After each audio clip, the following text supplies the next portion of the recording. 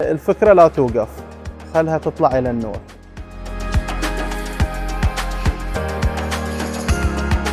مهدي عباس الستري، المدير العام لمصنع دنيز لتعبئة المواد الغذائية.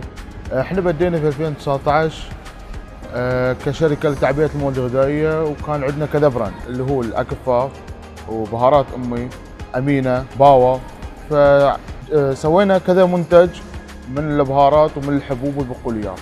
علي عباس، مسؤول مبيعات في مصنع دنيز. أنا كهاوي طبخ، زين عندي ارتباط لصيق بالطبخ، أعرف أن الطبخة حق تظهر بمظهر جيد، تكون ذات إعجاب إلى المتذوقين، اللمسة الخاصة للبهارات. فالبراندات اللي تملكها أو اللي تديرها المصنع من الأكفاء، من بهارات أمي، من بهارات أمينة، هذا يجعلنا أن نبحث إلى التميز في السوق البحريني. نشكر ماجد الفطيم وصادرات البحرين على دعمهم إلينا وإعطانا الفرصة أن احنا ننتشر منتجاتنا في السوق البحريني عن طريق إعطائنا الفرصة في عرض منتجاتنا في كارفور البحرين.